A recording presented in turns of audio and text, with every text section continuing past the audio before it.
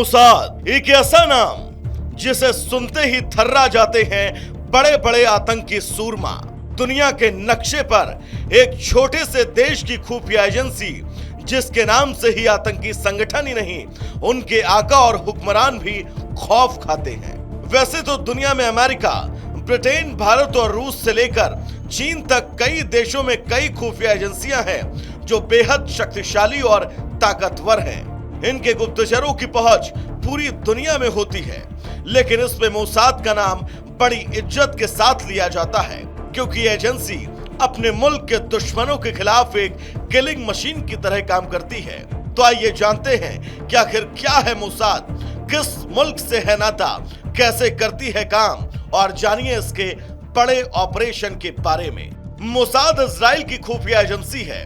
वैश्विक स्तर पर मोसाद को गुप्त ऑपरेशंस को अंजाम देने में दुनिया की टॉप खुफिया एजेंसी माना जाता है। मोसाद अपने दुश्मनों को उनके ही देश में घुसकर चुन चुन कर मारने के लिए जानी जाती है।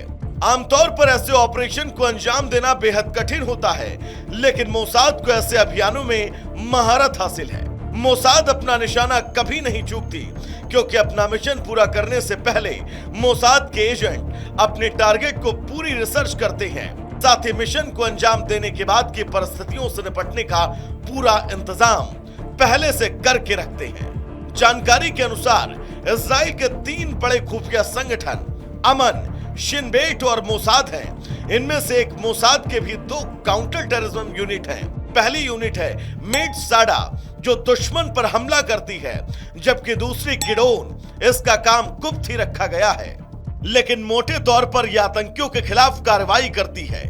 मेट साडा की अपनी अलग यूनिट्स है। मोसाद सरकार की जरूरतों के आधार पर खुफिया जानकारी जुटाने में शामिल रहती है।